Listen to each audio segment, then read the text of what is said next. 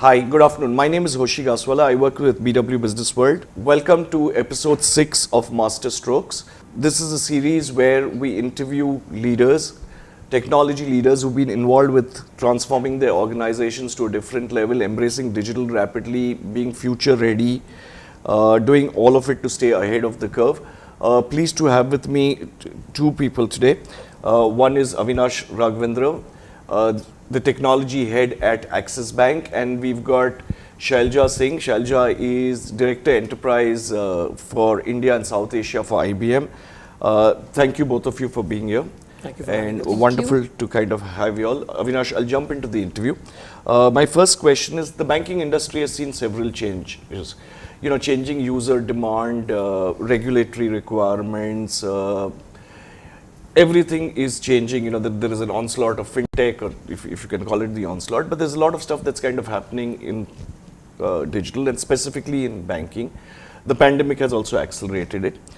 What are the drivers, what are the key industry drivers of change that Axis Bank is looking at? See, at Axis, we are fairly clear on this. I mean, we have a blend of three. There is this entire thing, obsession around, this customer journey and customer experience. Second part is around, the technology innovations which keep on happening in this area. And the third part is that is around, the regulatory framework itself. We believe that we are, as a bank, I don't think we can have a pecking order when it comes to these three. I mean, we need all the three of them to sort of, work in tandem with each other. That's the kind of industry that we are in. If you look at our journeys in the recent years, over the last 3 years, be it in terms of the investment that we are doing in technology, be it the fact that over the last 3 years, the technology workforce itself has sort of gone up 2.5 times. I mean, whatever we have done is actually in line with these three as a focus. So we constantly tend to look at what are the journeys which is made available to our customers.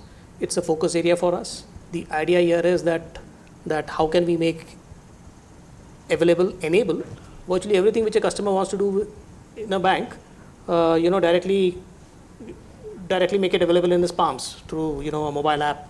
A very similar thing that we are now even trying to do as part of, a big transformational project that we are calling NEO internally around the wholesale side.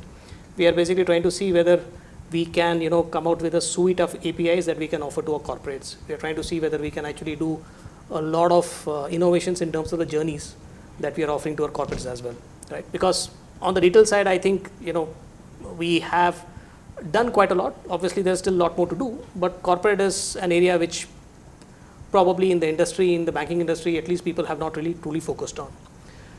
And in all of this, obviously, we need to focus on the regulatory framework. I mean, we are in an industry where cyber is important, data privacy is important. So works lockstep. Follow-up question, you spoke about NEO. This is a B2B offering. Would it be a B2B? And can you tell us a little bit more about NEO? It is a B2B offering. I mean, the idea here is that, okay, how do we, give two things to our corporate customers, right?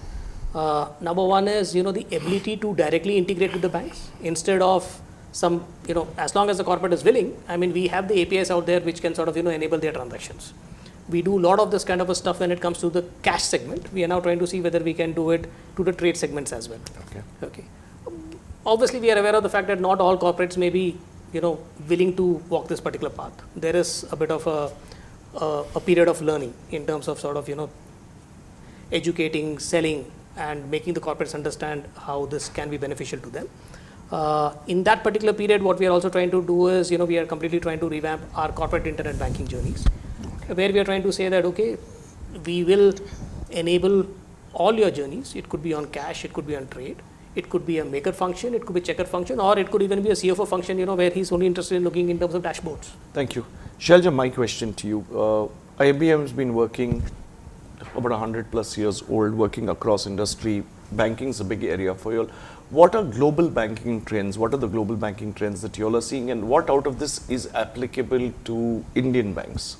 Globally, the geopolitical tension, the interest rate hikes, runaway inflation, the monetary tightening, fairly common throughout. the margin pressures are going to be there in banks. It's felt very strongly globally. The S&P 500 we've seen has kind of really dropped to its lowest since 2008 in December 2022. It's recovered in Q1, but I think the India story is good. The NIMs in India have increased. The net interest margins are good. The credit growth is good actually for both public as well as private sector banks. The NPA's provisioning has definitely been in control. It's better as a matter of fact. But of course, the base compared to the previous year is not the right benchmark per to say. There is a wealth erosion definitely which is there. And raising money will no longer be simple this year. What we were seeing last year versus what is there this year, we've already seen the bank crashes, we have seen the stock market erosions, we've seen the volatility. And hence, you will see a lot of new categories of disruptors who will get wiped away. There'll be new ones who will be coming into fray, and innovation, as Avinash said, will be the key. And technology will be a key catalyst to that.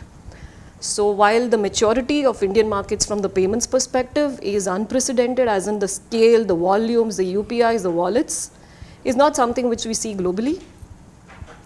But we still see a lot of new use cases, in terms of buy now, pay later, which is happening in maybe a wealth management area, corporate banking, retail lending as well, and insurance as well.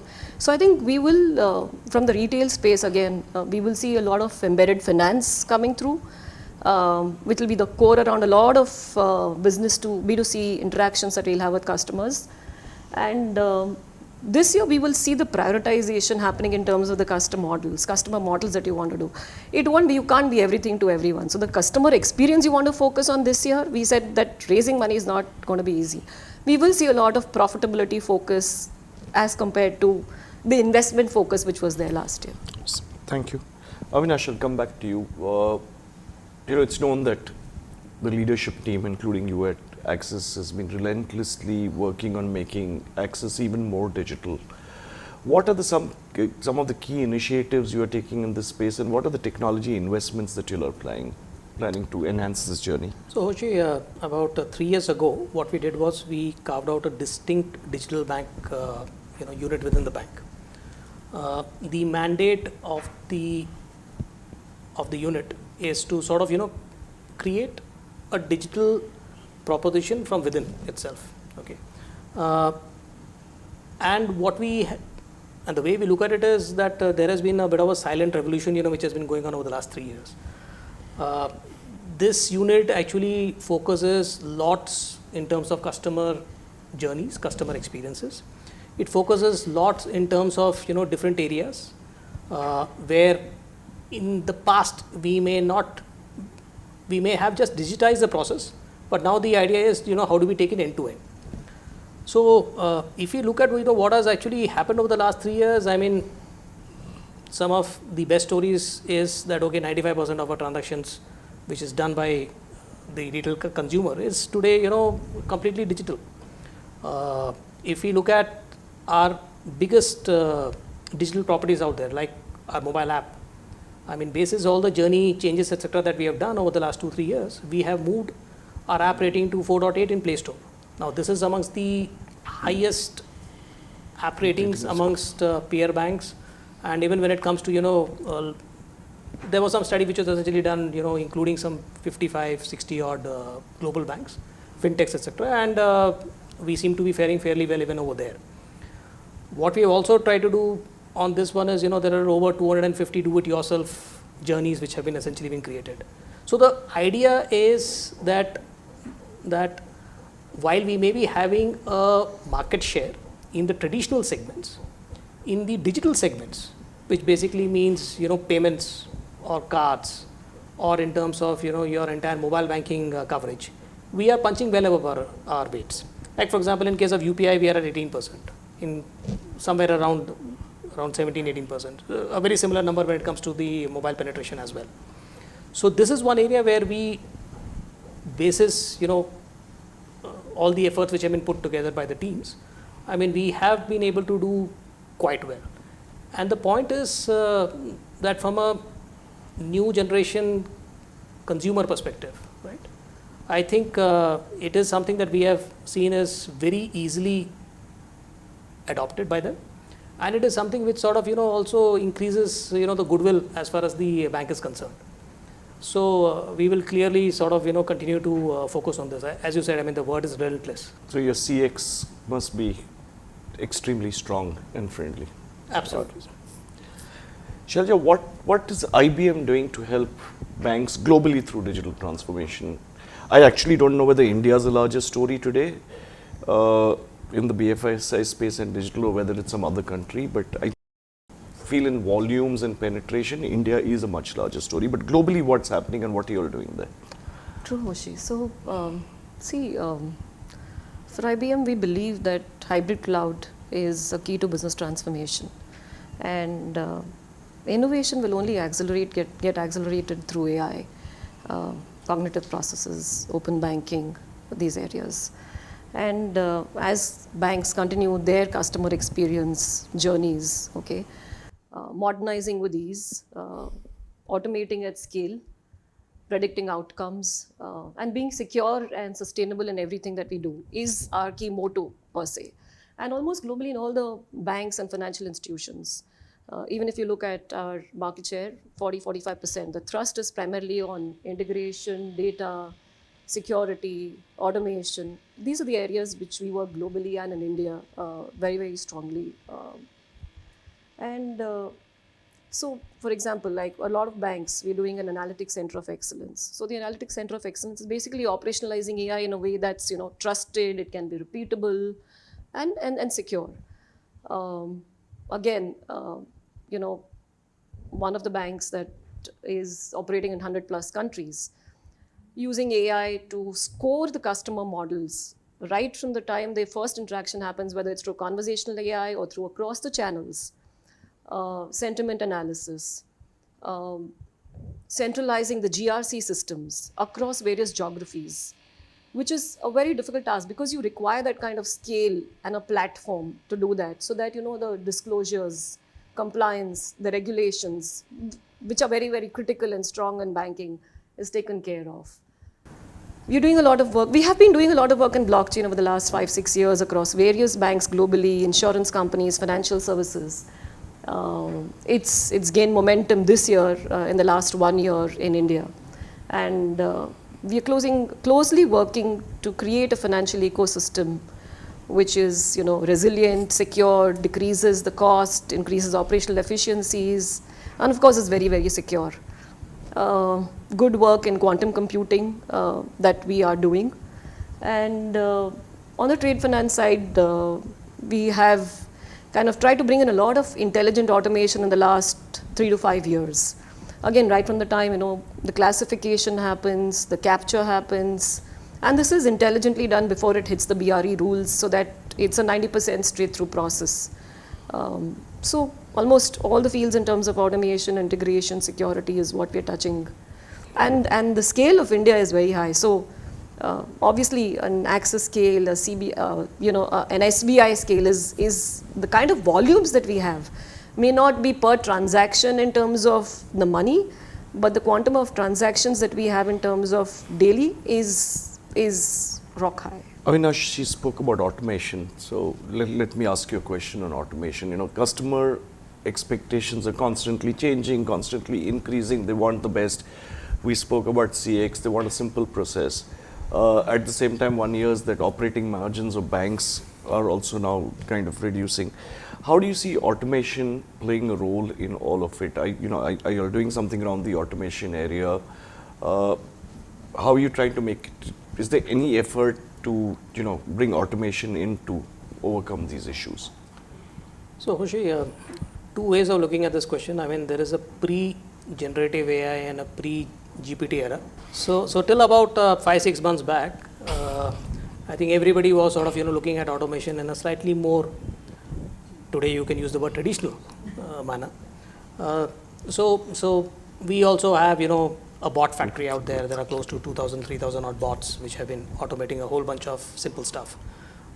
We have we also have got a chat interface for the purpose of sort of responding to the stock queries, which essentially comes. And we have definitely, done a lot of good work in those areas. As we look at the conversation today in a generative AI kind of a world, what we do believe is that, okay, I mean, this is all going to get appended in a manner, where things can be done much, much faster. And probably while previously the bots used to sort of, pick up and automate a bunch of human tasks, what we could now do is we could even sort of, look at some use cases where it may end up completely eliminating the necessity of essentially having the human in between. Okay. It is something that at Axis we are sort of doing some very, very preliminary work around, but suffice it to say that, okay, the results look fairly encouraging on this one. We obviously need to solve the problems around, data privacy and stuff like that. But the POC experiments which we have done is basically suggesting that, okay, when it comes to automation, I think, especially I can speak for the FS industry, I think, over the next 2 years, we are in for a very exciting ride. Related question, I don't know whether automation comes in here, but and this also, once this question was there for this interview, I'm doing another series with marketeers and consumers where customers expect uber personalization. And some of the things I did these interviews across consumers, I was told that we expect a seamless journey, okay, whether it's physical, whether it's online, in any touch point, it has to be seamless. How are you working towards it? How are you working towards ensuring this? This actually, this entire other video that we are doing is for consumer products. It's for retail chains and loyalty programs, but this seems to be true across. How are you all taking care of this? Personalization has been a big focus area for the bank for the last year and a half. In fact, when it comes to a data journey or the entire analytics journey that at Axis Bank we have been undertaking over the last decade or so, we like to call it as, where we have currently reached is data stack 3. There is a specific team in Axis, which works on the entire analytics function. And on personalization, there has been a lot of use cases that we have already sort of, gone live with.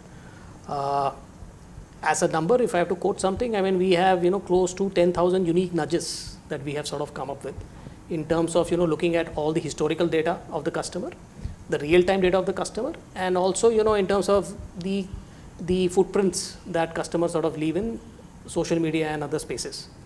Okay, so there are aggregators, with whom we sort of work with, where we are actually able to sort of pull it all together. This is an area which is constantly out there. A lot of the nudges that or notifications that we end up sending on our mobile apps, etc., is actually coming as an outcome of this personalization efforts. So you are absolutely right in saying, I mean, today the consumer doesn't want a spray or pray kind of syndrome, which used to be the marketing tool a few years back. Nowadays it is, we try to basically, custom, it's a cookie cutter kind of an approach where we're basically trying to say that, okay, this profile, this segment, this area, this locality, if you know the background of the customer, then we believe that, okay, I mean, we might be able to actually, send out a sort of a motivational kind of a nudge in terms of the fact that, okay, this is something that potentially you're interested in. Thank you.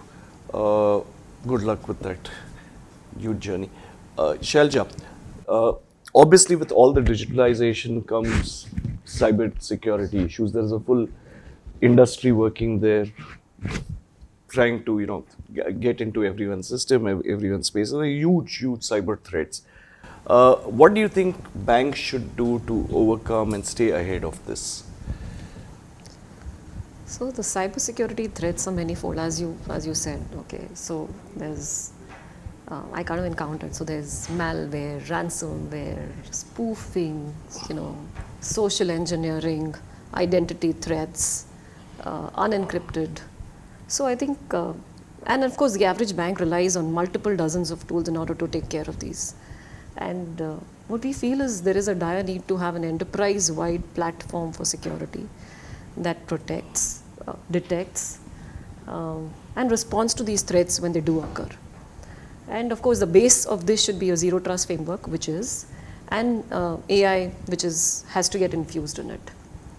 We'll see a lot of investments from the banks picking up in the areas of identity access management, primarily with the mobile banking channel, proliferation of the net banking and stuff.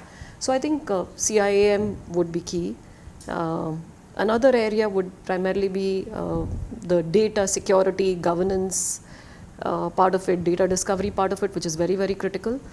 And of course, looking at it from the hacker's perspective, right? So what is the outside in view? What are the vulnerabilities that's there? So attack surface management tools is again something which would, which are being looked at enterprise-wide banks also. One of the key challenges which I see, it still remains a domain of the CISO and the CIO, which is not where it should be. The marketing, the HR, the comms team is something that needs to be involved, because when a cyber threat does occur, it's the organization that needs to respond with that agility and a sense of common goal and purpose. And that's where cyber range experience becomes very critical, because you can actually have a simulated hands-on experience. It can take you through the various breach scenarios. It can give you the crisis management skills to the entire team, and actually builds a security culture in the bank. So that, I think, is a prima facie requirement for most large banks today, and they are having this kind of either setting it up themselves or using somebody else. Shifting gears slightly, Avinash, the ESG, there's an increasing requirement to align to ESG frameworks. ESG is here to stay. In a good way, finally, sustainability is just not a buzzword. The entire ESG is being looked at. How is it what is exactly is Axis Bank doing to align to the ESG frameworks, and what are you all doing in the ESG space? So I believe has been a pioneer, at least in the banking ESG space. I mean, we were amongst the first to sort of have a board level committee focusing on ESG. We are also there in the FTSE emerging markets, 100 index from an ESG standpoint. There are very clear-cut targets that we have on ESG, okay, and some of those targets have got not only to do with how we are sort of doing our technology infrastructure and some of our technology choices, but also in terms of where in the business side we are sort of investing in. Like for example, when it comes to the lending that we do on the loans business, I mean, there is a very specific target that, okay, some 5% of it is going to be done in the areas of electrical vehicles. So there's a very clear charter, and it's something that we take very fairly seriously in Axis. Come to you, Shalja. The general question, what are some of the technology foundations on which the future of banking can be built? I think what Avinash started with, okay, so where we are talking about the end-to-end digitization, or there is no end to it, specifically with the innovation keeping happening. Along with that comes operational resiliency, and I think that is another key thing that banks need to focus on, and they are. And there is no one technology per se, as in I've been on the sites of Axis Bank, and their open banking fintech integrations are very, very good. And so it's like the hybrid cloud, you have AI, you have cognitive generative processes which are there, upcoming technologies, open banking, reg tech, fintechs, embedded finance, and so on. I think name it and you will have multiple technologies to that. But I think a few things which become fundamental, which is very critical for banks to focus on is, one, I think the data and privacy concerns are going to be critical and will force the banks to think on their, rethink actually on their hyper-personalization and the loyalty strategy. Second is ethical AI, requires a lot of data, and this data has to be the quality data. It has to be a true representative set when the models are being formed, because it needs to be explainable without bias. Three, as we're talking about ESG, it can't be just a boardroom conversation. It has to percolate down. When we keep talking about it, it has to be a part not just of ESG, but the way we say that it needs to be looked upon as an opportunity going down to the lowest level. We talked about electric cars, but there are plenty of such opportunities which banks have come up with and will be coming up with in order to not just have those compliant disclosures, but ensure that you have the common matrix, because it is much more than a data warehouse project. It requires integration of 500 plus data types. Integration and capture of these data is very difficult. It's not easy. The matrix, the time period, the currency, it's all multi. And fourth, I think very important is the employee experience. Technology will play a key role in that. It's essential to stay connected, stay involved, and the delighting that workforce is extremely critical because that's a key indicator of success for the banks and any organization per se. Avinash, let's talk about the Citibank merger. Both Axis as well as Citibank have been technology-focused companies, technology-driven organizations, if I may say so. How are you all leveraging synergies and how are you all making this integration happen, the technology integration? It's been about a month since the entire, at least the overall, the legal framework integration, etc., has sort of come into place. From a synergy perspective, I think one of the biggest gains has been the fact that 97% of the Citi employees have sort of crossed over. They are today Axis employees. So that was one of the biggest faith which has been demonstrated in terms of the fact that here is a franchise which should be able to sort of take forward, carry forward, and grow the existing Citi business.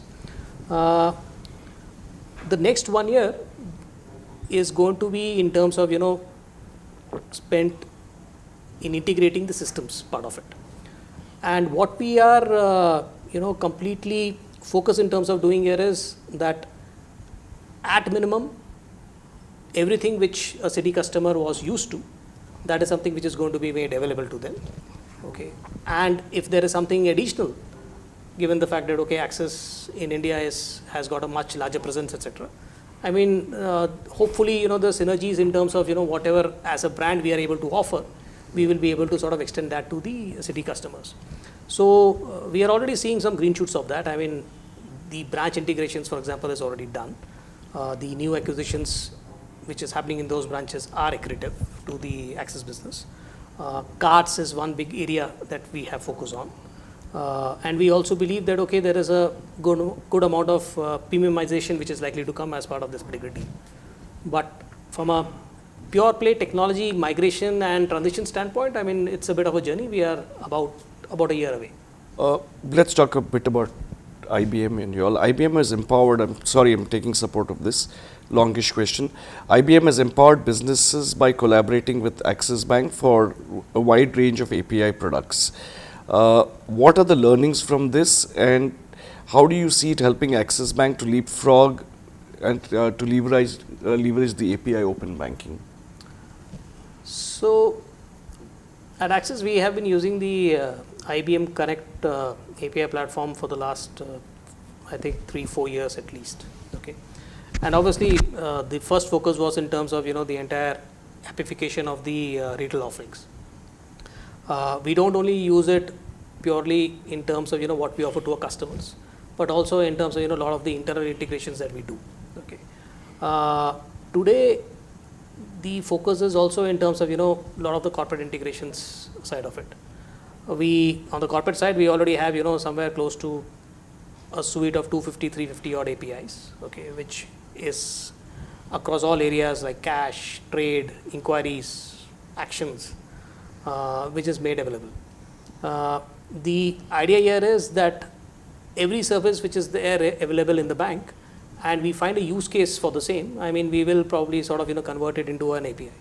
And one of the reasons we have been so successful is also because of no small measure to the tool itself.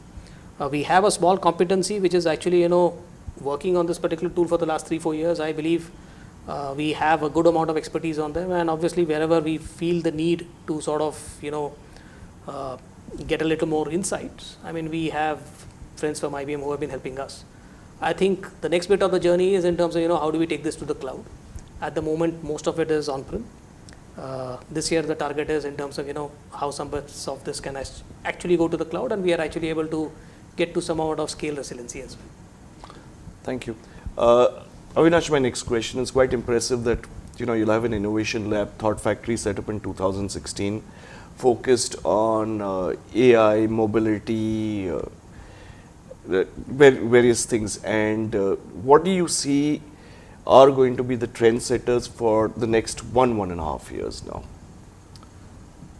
So where we are now, Hoshi, is the fact that while previously it was a centralized thought factory, right now it is a lot more federated.